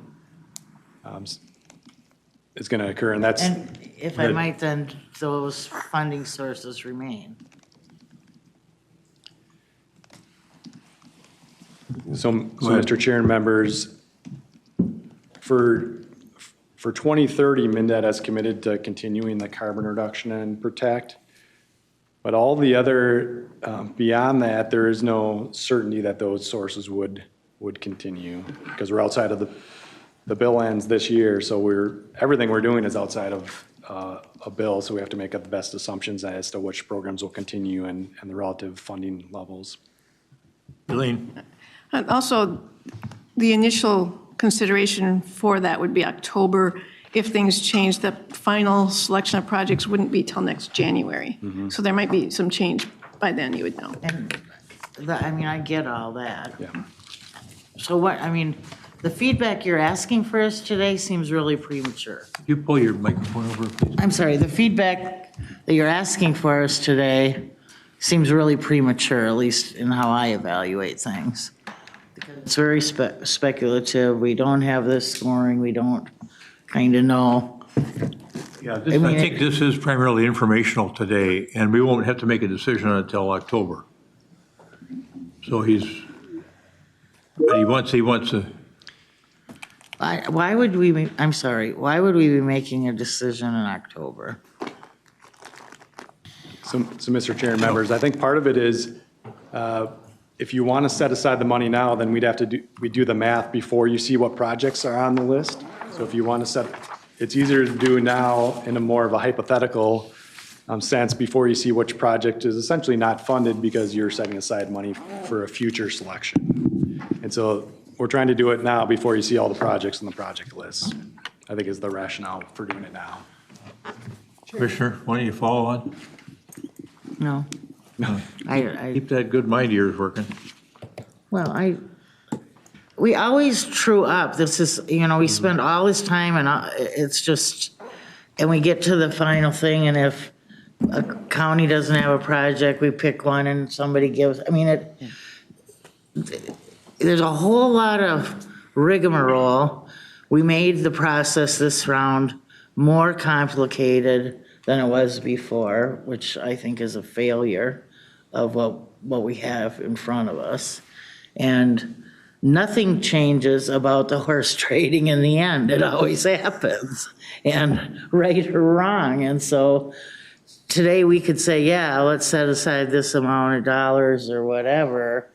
And when it gets to the end in the horse trading, that might get thrown back on the table. I would be surprised if the group as a whole didn't come to a position that they think that there should be some money set aside. It seems to be what we've decided before, but identifying the source and how much at this point seems really premature to me. Chair. Yeah, those are the questions that were raised at exec too. And so I think timing was an issue there too, of the amount of set aside and the source of the set aside, and does it somehow affect the modal funding targets we've adopted by percentage by the tab back in November? So all good questions that you're raising. Go ahead, Member Chambliss. Yeah, I just wanted to say maybe it'll be more clear if we talk about, the potential opportunities for the shared mobility category, and then looking at potential ways to fund it, however it gets funded. You still have to have that process set up early enough in order to implement for that. Can someone clarify that? Oh, I just interject here that my sense of an exec committee meeting was we start out talking about possibly a set aside for shared mobility and why it was important to do it sooner rather than later, even though it was basically theoretical. But it then transitioned into a conversation about a set aside in a general sort of way, just to see if we wanted to use those funds at a future date in some form or fashion for something other than what we've allocated in terms of category. So it was pretty esoteric. Go ahead. Right, and my understanding is that it would be in anticipation for the 28 process. So you wouldn't need all the criteria and the opportunities until the 28. Yeah, Amy, why don't you come up and talk a little bit about the timing issue? Mr. Chair and members, Amy Benowitz. Pull that microphone close, it's hard to hear. Transportation planning. I think I'm going to take a step back and just try to clarify what we're asking you today. And I'm going to work off this slide right here. So right now, you passed in October a allocation that was actually not the numbers shown here. It was percentages.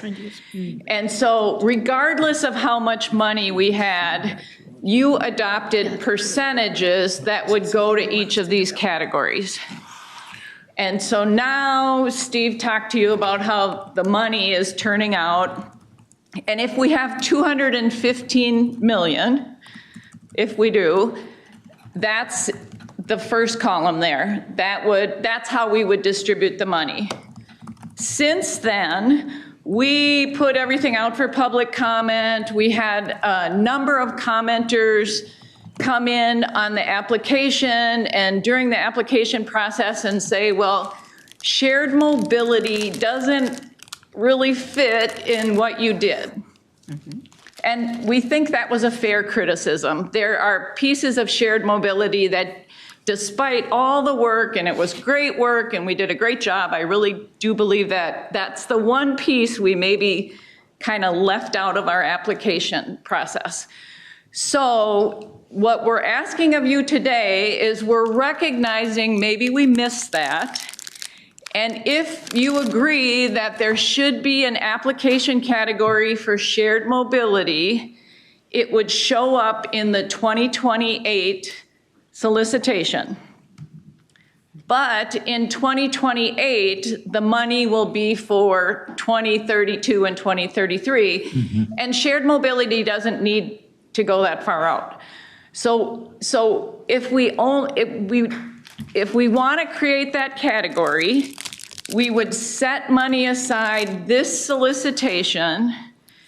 We would not allocate it to projects. We would spend a year, next year, designing the application. What are the measures? What do we want out of this? What are the maximums? What are the minimums? And then in 2028, we would ask for applications for shared mobility, but we would have set aside the money today. And so if we do that, that money would show up in the environment line there. And you can see it's moved from 13 million to 18 million. And so that's a change from what you adopted.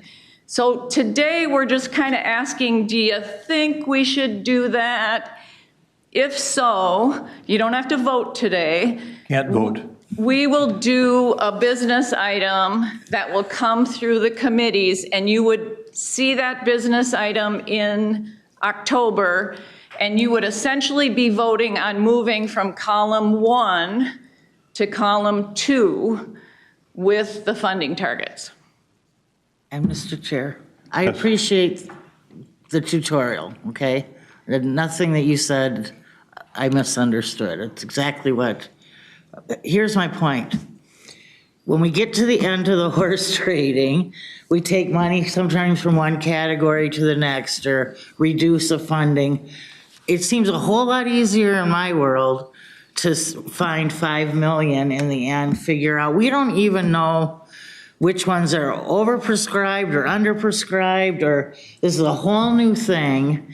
And if we can't find $5 million at the end of the process without, you guys are busy scoring applications. I mean, I don't know why we keep making this so hard, because at the end we could make it really easy. Yeah, I think the commissioner's pointing out, I mean, you got 90 in one category, 82 in another category. You guys have been working your tails off. We'll appreciate that. So, Mr. Try to Chair, keep life as simple for yourselves as you can. for sure, Mr. Chair and members, what is going to happen for primarily Steve and Bethany here, and me a little bit, after the applications are scored, we start to put together options for you.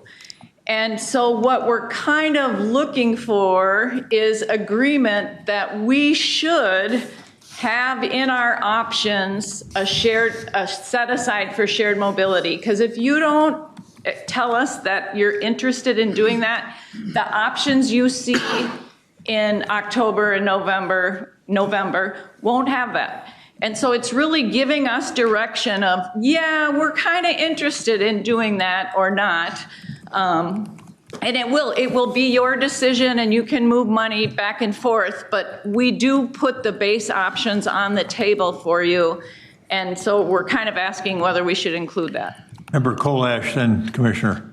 Sure. I just want to express from Pollution Control Agency's perspective, we support having that call out that's specific for shared mobility. We think that it's really important to have a way to fund these kinds of projects. They do support the state's climate action framework and reducing VMTs and providing equity and better accessibility for these kinds of transportation projects. So we would support that call out, and when we need to make that decision, be voting, supporting that.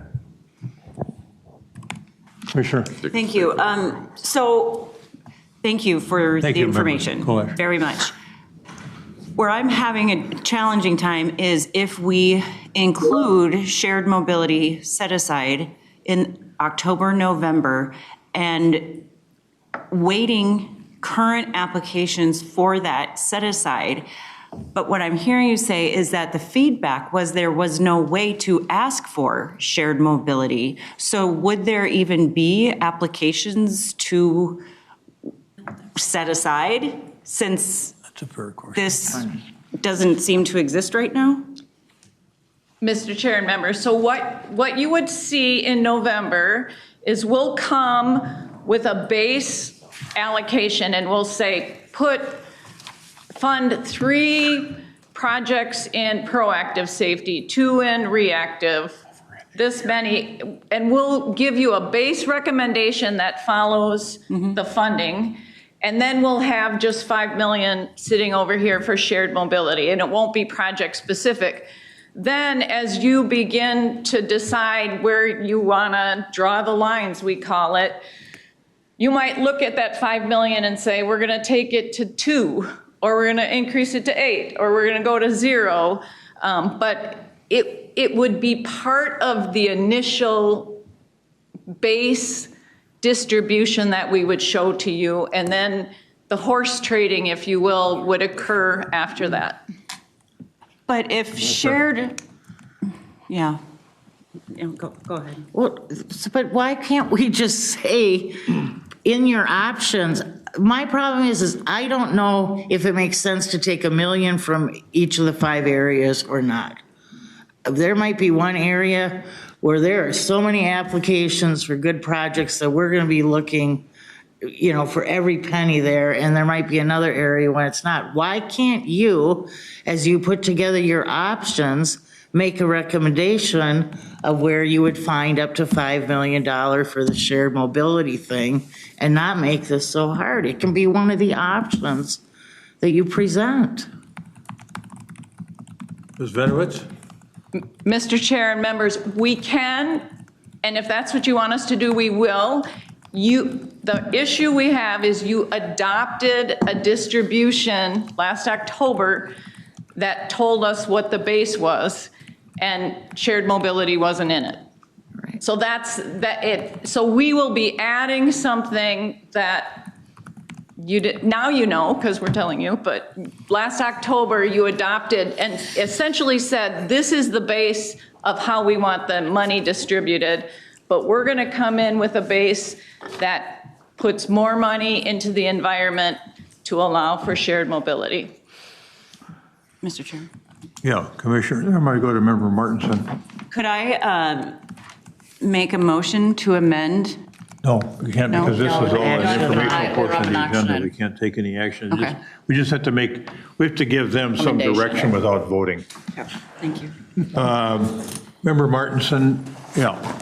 So a couple points, I guess. So at TAB Exec, we did discuss, you know, this was the original notion that was floated, but then we also discussed other potential ways of finding $5 million, right? So let's put that on the table here.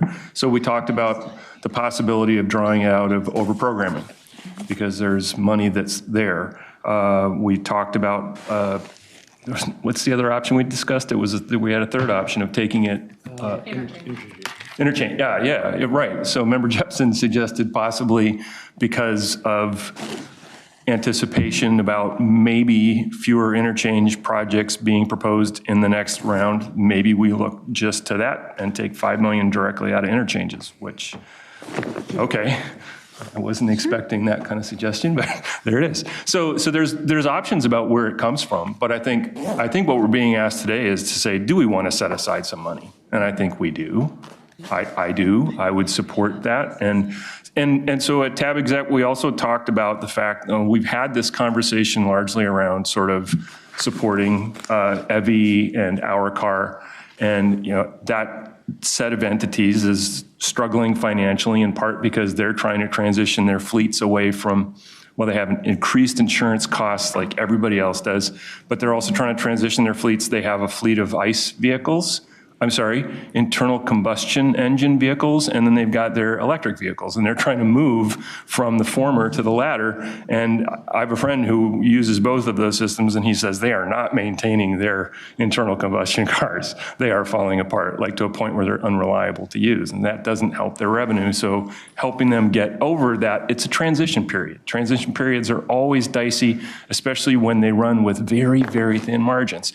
But that's only one aspect of shared mobility that might happen here that we might want to fund. For instance, we know we have a planning grant that came to us related to a regional bike share program that would be possibly connected to our transit system that Great Plains put in. And that suggests to me that they have in their minds that they might be coming with a proposal for a shared mobility regional bike system that we might want to support. So there's various ways there's various things that might happen that are shared mobility that are all moving us in the right direction that we want to move here. But if we don't have some kind of money set aside for it, and I really appreciate doing this behind the Rawlsian veil of ignorance before we see all the projects, and then all of our biases and our provincialisms all come into play, and we all start wrangling. You know, you can call it horse trading, but it's wrangling is what it is. So I like having this conversation now. I appreciate that you brought it to us at this point in time. So I'm supportive. Okay, here's what I'm kind of getting a sense of. I guess I'm worried about losing people now. I thought we'd be done by 2:30, but it's an important topic. That the TAB would support a $5 million set aside and have the staff make a subsequent recommendation when reviewing applications for funding as to the source of those funds in terms of allocation across different categories. Does that seem like it makes sense? People generally, we can't because it's in the information portion of the agenda. We can't vote. We can just give guidance. If that we think is sufficient guidance, then we can adjourn shortly. So, people comfortable with that, Commissioner?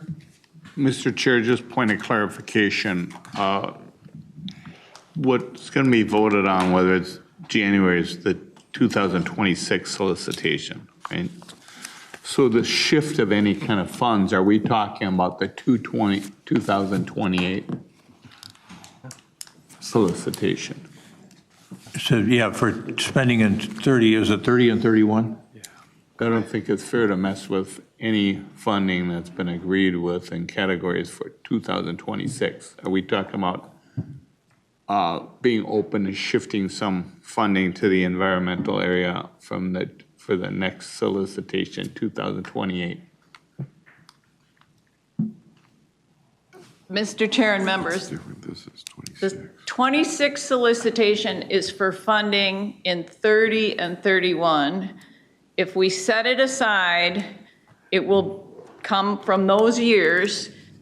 People will apply for it in 2028, but it will reduce what's available to these other categories. So it would fund earlier because we'd set it aside. Yeah. 26 will get shortchanged. Remember? Mr. Chair, just as described by you, I think from the City of Minneapolis perspective, we would really like to see the $5 million set aside for shared mobility in this year for projects in 2031 and 2. And just to answer staff's question really directly, that is something we would want to see. Yeah. Okay, I think, yeah, you're not hearing a lot of verbal opposition, and Commissioner Holberg has left, so we don't have her voice to contend with here. But she did send us down a path that was interesting in terms of making that subsequent recommendation, you know, having it come from you. So that was one of the things we talked about in exec was, well, how did you go about deciding to pull $1 million out of each category? And found out it was kind of random. But after you've reviewed applications, it won't be quite so random. All right, I think, you feel comfortable with the direction you've gotten? Yep. Okay. Thank you. This notion that we're going to support a $5 million set aside, have the staff make a subsequent recommendation when reviewing applications for funding as to the source of those funds, and it's tied to shared mobility, as Member Chugtai said. Good afternoon. All right. Anything further for the group? Mr. Chair.